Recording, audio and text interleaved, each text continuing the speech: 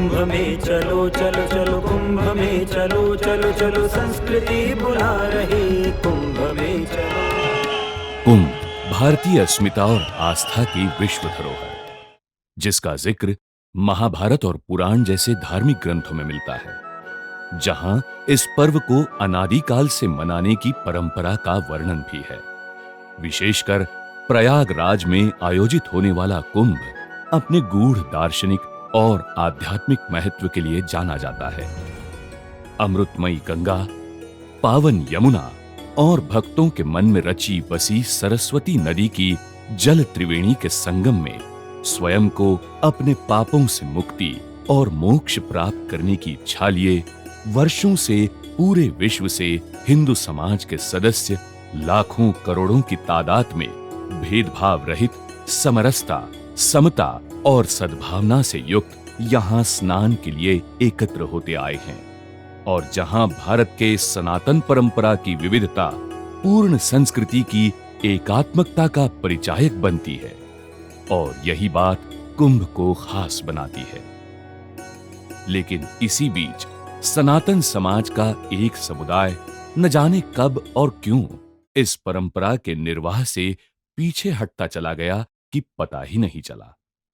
शायद दिन प्रतिदिन के बदलावों से अपनी सांस्कृतिक धरोहर को बचाने की कोशिश में, या फिर दूर दराज के ऐसे इलाकों में रहने के कारण जहां आपसी संपर्क भी एक चुनौती हो, या फिर अपने साधारण जनजीवन और सीमित आर्थिक संसाधनों की तुलना के कारण, या भाषाई और सांस्कृतिक विभिन्नता के कारण कुंभ के इस महापर्व में धीरे धीरे ये समुदाय अपनी अनुपस्थिति दर्ज कराने लगा।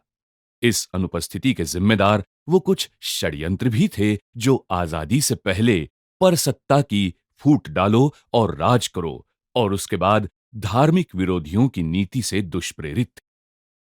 अनजाने में ही की गई इस अनदेखी के एहसास, अपनों को जोड़कर चलने की भावना और कुछ महत्वाकांक्षी कार्यकर्ताओं की मेहनत और इस दिशा में लगातार होने वाले प्रयास 2019 में प्रयागराज में आयोजित होने वाले कुंभ के महापर्व पर लगभग 11 करोड़ की जनसंख्या वाले उस समुदाय को साथ लेकर आए जिसे हम सब जनजाति वर्ग के नाम से जानते आए हैं।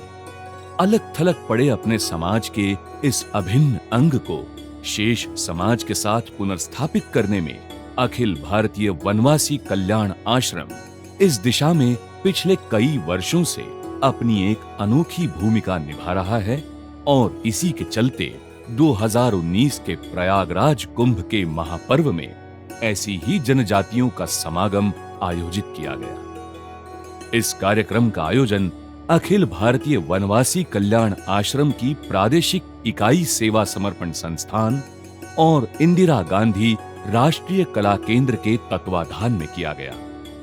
जनजाति कार्य मंत्रालय ने इस आयोजन के लिए वित्तीय सहायता प्रदान करके अपना भरपूर सहयोग दिया। इस तरह 2019 के प्रयागराज कुंभ में 12 से 15 फरवरी तक चलने वाले जनजातियों के इस अद्भुत समागम में पूरे भारतवर्ष से आए 100 से भी ज्यादा समुदायों ने हिस्सा लिया, जो कि प्रागैतिहासिक काल से भारत के पूर्व में अरुणाचल के तुतिंग और मनीगांव से लेकर पश्चिम में गुजरात तक, उत्तर में हिमालय की बर्फीली चोटियों से लेकर दक्षिण की नीलगिरी की घाटियों और तलहटी से भी आगे तक बसे हुए हैं।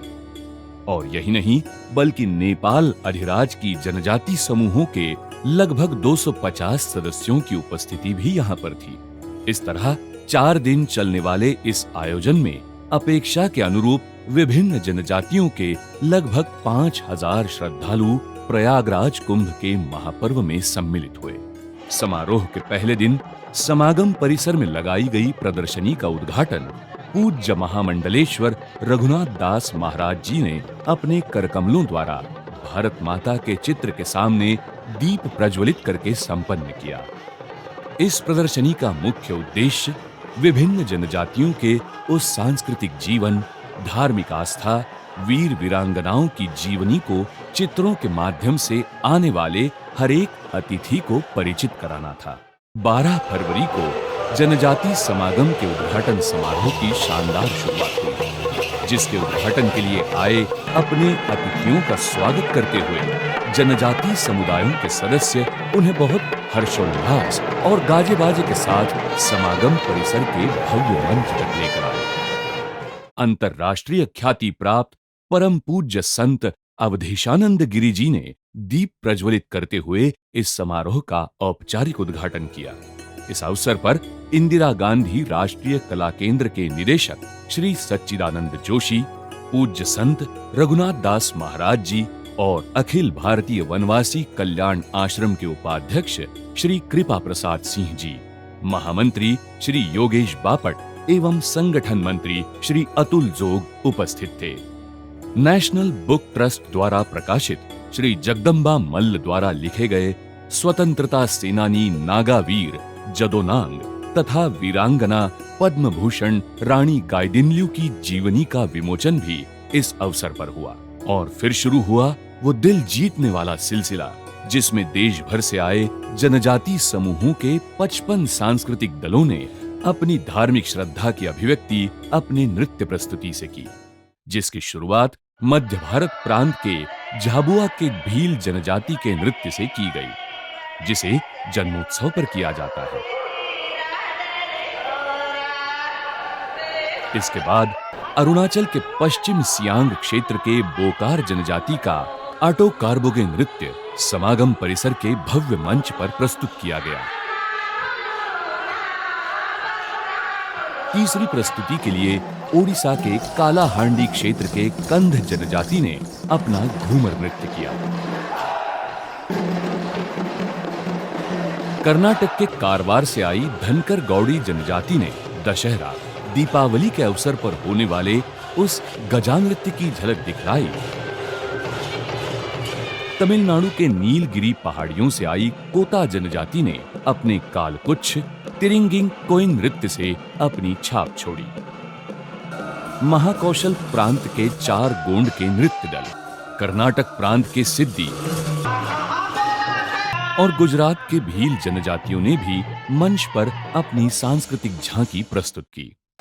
इस दिन की अंतिम प्रस्तुति मध्य प्रदेश के धार की भील, भिलाला, पटलिया जनजाति ने की। जनजाति समागम समारोह के दूसरे दिन के सांस्कृतिक कार्यक्रम की शुरुआत कर्नाटक के कारवार से आए कुंभरी मराठी जनजाति के सदस्यों ने अपने छगन फुगड़ी कोलर नृत्य से की। इसके बाद हिमाचल प्रदेश के चंबा की गद्दी जनजाति का नाती नुआलाप संग नृत्य पेश किया। चौथी प्रस्तुति के लिए उड़ीसा के मयूरभंज से आई संथाल जनजाति ने सोहराई पर्व एवं गोवर्धन पूजा में होने वाला ये डांटा नृत्य प्रस्तुत किया। 12वीं प्रस्तुति झारखंड के पलामू की उरांव कुड़ुख जनजाति ने अपने कर्मा एवं सरहुल नृत्य से की। इसके बाद मंच पर महाकौशल प्रांत के डिंडोरी क्षेत्र की गोंड जनजाति ने ये कर्मा कहरवा नृत्य किया। नागा राज्य के टेनिंग की जनजाति ने अपना जेलियांग नागा नृत्य करके सबका मन मोह लिया। इसके बाद आता है अरुणाचल प्रदेश के अपर सियांग की आदि जनजाति का ये हेंद्रेन पोनो नृत्य। कानपुर के लखीमपुर की थारू जनजाति ने अपने फागुन मास पर किए जाने वाले होली नृत्य को प्रस्तुत किया, जो कि कृष्ण लीला का नृत्य है। इस तरह 13 फरवरी यानी जनजाति समागम समारोह के दूसरे दिन के सांस्कृतिक कार्यक्रम में कुल मिलाकर 20 नृत्य दलों ने अपनी प्रस्तुति दी। कर्नाटक की मराठी और इरुलिगा, तमिलनाडु की टोड़ा, कोंकण की वारली, विदर्भ की कोलाम, छत्तीसगढ़ की कंवर, गोवा की वेलिप, राजस्थान की शहरिया, कानपुर की सहरिया, उत्तराखंड के थारू, छत्तीसगढ़ की राठियां, कंवर और चेरुआ के अलावा दूसरे दिन की अंतिम प्रस्तुति के रूप में नेपाल अधिराज के मोरंड की संथाल जनजाति ने अपना कर्मा नृत्य पेश किया। इसके बाद शुरू हुआ त्रिवेणी स्नान का कार्यक्रम, जिसे इतने सालों के बाद अनुभव करने के लिए दूर दूर के स्थानों से आई जनजातियों के सदस्यों ने इंतजार किया था और उनके लिए प्रयागराज का अनुभव तो निराला ही रहा। 14 फरवरी को पूज्य शंकराचार्य वासुदेवानंद जी महाराज और महामंडलेश्वर यतीन्द्र गिरि जी महाराज और अखिल भारतीय वनवासी कल्याण आश्रम के राष्ट्रीय उपाध्यक्ष श्रीमती नीलिमा पट्टे के नेतृत्व में जनजाति बंधुओं ने एक भव्य शोभा यात्रा निकाली, जिसमें जनजाति के क्षेत्र में कार्यरत जनजाति संगठनों के करीब 170 प्रमुख एवं साधु संतों के साथ पुजारी, युवा वर्ग और माताओं ने प्रतिभाग लिया। जनजाति समूहों के सदस्यों ने इस शोभा यात्रा में अपनी पारंपरिक सांस्कृतिक वेशभूषा में बढ़ चढ़कर हिस्सा लिया और संगम तट पर आस्था के निर्मल पानी में स्नान करते हुए अपने पूज्य साधु संतों का आशीर्वाद प्राप्त किया। इस अवसर पर जनजाति समाज के साधु संत और सामाजिक और धार्मिक नेताओं ने सहभागियों से संवाद स्थापित किया। यहाँ आस्था के जल में श्रद्धालुओं को गोते लगाता देखकर यही लगा कि प्रयागराज सिर्फ नदियों का समागम ही नहीं बल्कि संस्कृतियों का समागम है, जिसे संवाद और धार्मिक आस्था से जोड़ने का काम ये महाकुंभ करता है।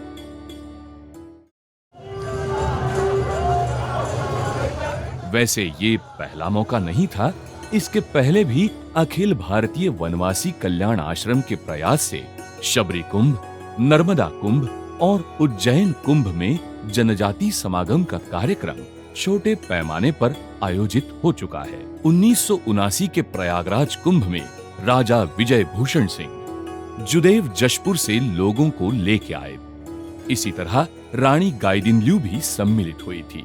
ये आश्रम 1952 में छत्तीसगढ़ के वर्तमान जशपुर में स्वर्गीय श्री बाला साहेब देशपांडे द्वारा शुरू किया गया, जो आज राष्ट्रीय स्तर पर 50,000 से अधिक वनवासी ग्रामों से संपर्क कर चुका है, जिसमें 14,000 से अधिक गांवों में आश्रम के कार्यकर्ता सेवा, जागरण, वैद्यकीय, शैक्षणिक, औद्योगिक और आर्थिक सुधार जैसे प्रकल्पों में 20,000 से अधिक कार्यकर्ता काम कर रहे हैं और इसके साथ जनजाति समाज की परंपरागत श्रद्धा एवं सांस्कृतिक पहचान के बचाव के कार्य के साथ इन समुदायों में धर्मांतरण रोकने में सक्रिय भूमिका निभा रहा है।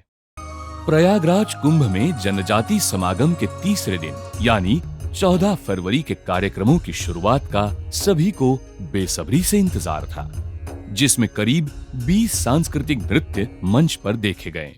जशपुर के उरांव जनजाति, नागा राज्य के डिमासा काछाड़ी, छत्तीसगढ़ के मुड़िया, गोंड और कमार जनजाति, गरियाबंद उत्तर प्रदेश के धसिया, गोंड, भेगा, कोल और खेरवार, असम के गारो, मध्य भारत के भील, नेपाल अधिराज्य के संथाल, मेघालय के हजोंग, तेलंगाना के गोंड प्रधान और बृहद गोंड जनजाति, महाकौशल के गोंड, आंध्र प्रदेश के भगता, वाल्मीकि, कोंडादोरा जनजातियों ने अपनी प्रस्तुति दी। 15 फरवरी का सूरज एक गमगीन संदेश के साथ निकल आया। तब समापन दिवस के कार्यक्रम शुरू करने से पहले पुलवामा में शहीद हुए सीआरपीएफ के जवानों को अश्रुपूरित मन से श्रद्धांजलि अर्पित की गई। इसके बाद गोरखपुर प्रांत के उरांव, असम के संथाली और बोडो तथा मेघालय के खासी भोई जनजातियों के नृत्य दलों ने अपनी प्रस्तुति दी। इस बार यानी 2019 के प्रयागराज कुंभ की व्यवस्था तो पूरे ही विश्व में प्रशंसनीय रही। यहाँ करीब 18 करोड़ लोगों ने आस्था की डुबकी लगाई और यहाँ की सुविधाएं और स्वच्छता मापदंड ऐसा था कि श्रद्धालुओं की मांग पर कुंभ का इंतजाम 15 दिन के लिए आगे बढ़ाया गया। ऐसे विशिष्ट वातावरण में अखिल भारतीय वनवासी कल्याण आश्रम की प्रादेशिक इकाई द्वारा प्रयागराज केंद्र में गठित आयोजन समिति ने कुंभ में आने वाले जनजाति बंधुओं के लिए आवास और भोजन की विशेष व्यवस्था की, जिसका श्रेय निस्संदेह श्री नीरज अग्रवाल, श्री आनंद, श्री धीरेन्द्र पाठक, श्री पंकज सिंह, श्री मनीराम पाल और उनके उत्साही सदस्य दल को ही जाता है। 15 फरवरी को समापन के अवसर पर अखिल भारतीय वनवासी कल्याण आश्रम के मार्गदर्शक श्री सोमया जुलू ने जनजाति समुदायों को कुंभ के महत्व पर संबोधित किया। जहां कभी एक वक्त ये भी था जनजाति समुदाय के समाज की पहचान मिटाने का प्रयास होता रहा, तो वहीं आज की तारीख में इन दूर दराज के 141 जिलों से आए हुए जनजाति समूह के भाइयों ने अपनत्व का संकेत दिया कि वो भी सनातन परंपरा के अभिन्न अंग हैं और कुंभ में आने के लिए जिन्हें अपना कुछ भी छोड़ने की जरूरत नहीं है। और ये समापन समारोह उस आरंभ का द्योतक है जहां अलग थलग पड़े ये जनजाति समूह शेष समाज से कंधे से कंधा मिलाकर देश के विकास में अग्रगण्य भूमिका निभा सकते हैं। मार्ग हो भले विभिन्न सत्य एक जान लो, मार्ग हो भले विभिन्न सत्य एक जान लो। हिंदू ऐक्य भाव की विश्व गर्जना करो, हिंदू ऐक्य भाव की विश्व गर्जना करो। आज स्वाभिमान का जागरण करो, आज स्वाभिमान का जागरण करो, जागरण करो।